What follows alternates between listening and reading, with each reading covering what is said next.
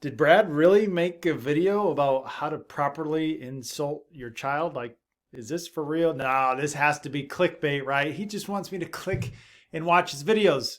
So, I'm going to show you how to have your children properly feel shame, pain, blame, guilt, all that kind of stuff that a lot of other positive parenting gurus out there say that your child should never feel. And they couldn't be more wrong. And in this video, I'm going to show you exactly why that is. But it's only fair if you watch this whole entire video because it's going to require a good explanation. So let's do this. Yeah, I'm watching this video, some guy saying how to properly insult your child. Yeah, but he wants me to watch the whole thing. I don't know, it's crazy. This is like the opposite of what all the parenting gurus I watch on YouTube say. So, I don't know. I'm going to see what he says.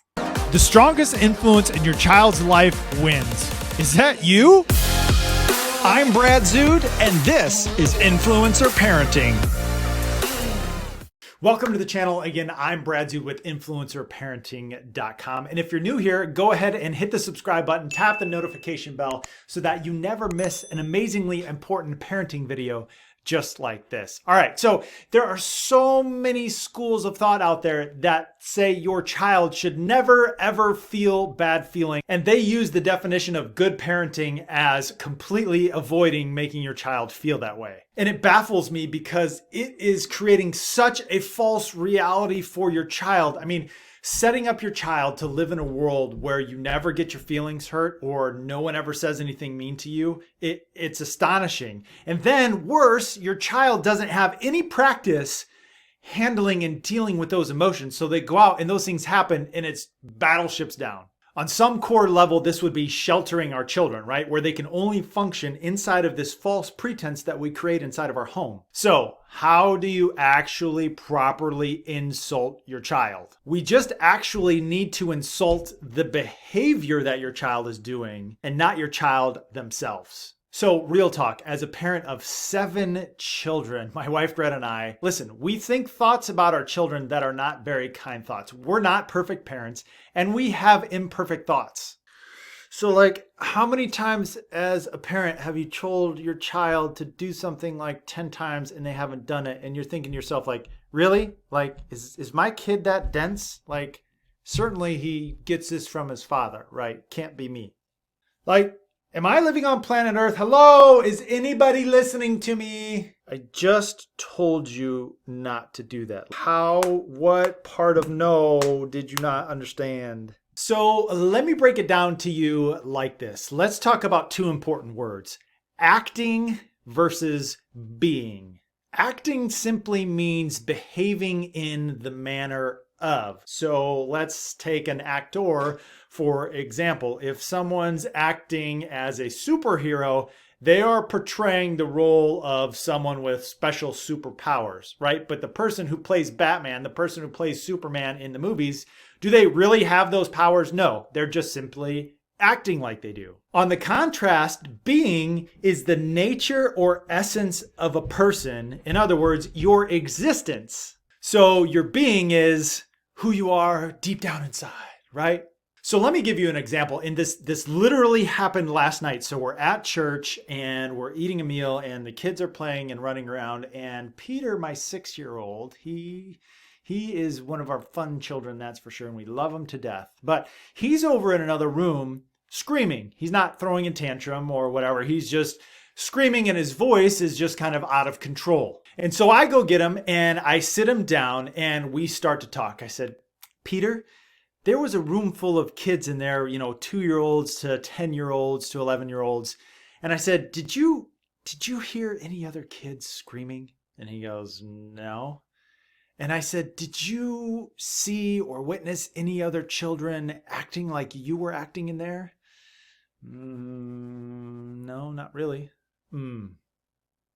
So, Peter, do you see how you were kind of acting like a baby?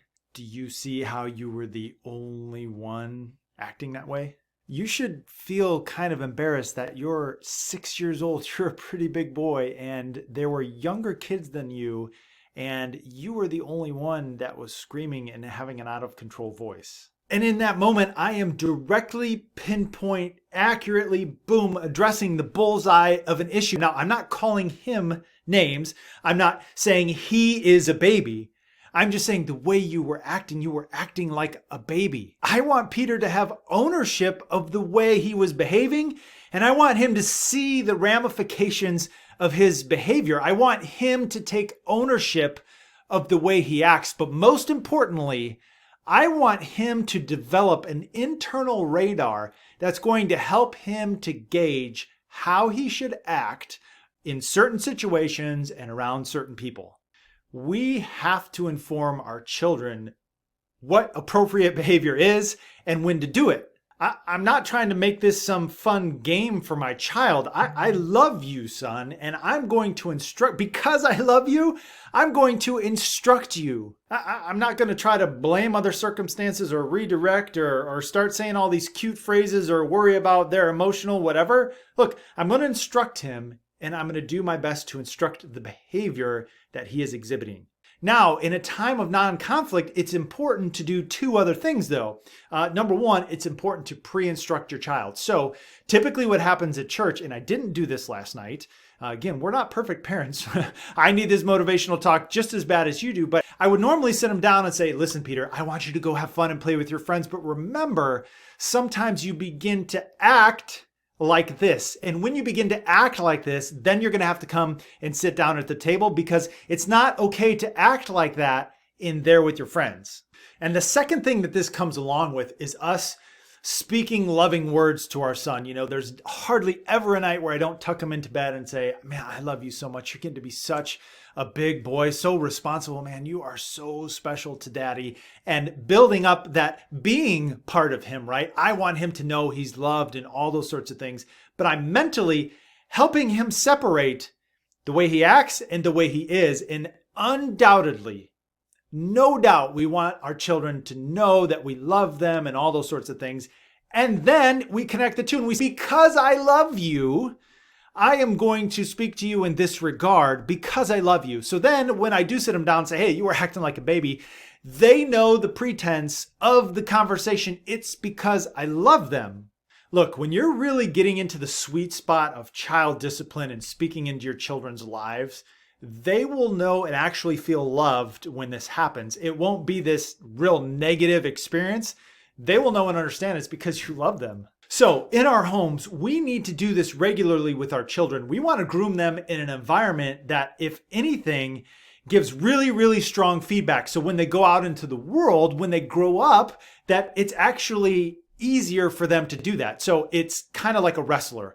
What some wrestlers do is they'll wrestle older boys or heavier boys in a different weight class that actually builds them up and makes it stronger. So once they get into the wrestling match, it's actually easier. You know, if you ever watch baseball, which you probably don't, you're going to see a batter warming up. And what are they doing? They're warming up with either two bats or a weight on the bat. So when they get up to the plate, that bat just feels light as a feather. And it's actually easier to be in a real game trying to hit a real pitch because they make practice tougher. Same thing with our immune systems. If you want to be a healthier person, you should actually use hand sanitizer less. Our immune system gets stronger the more it has to deal with, right? Think of exercise.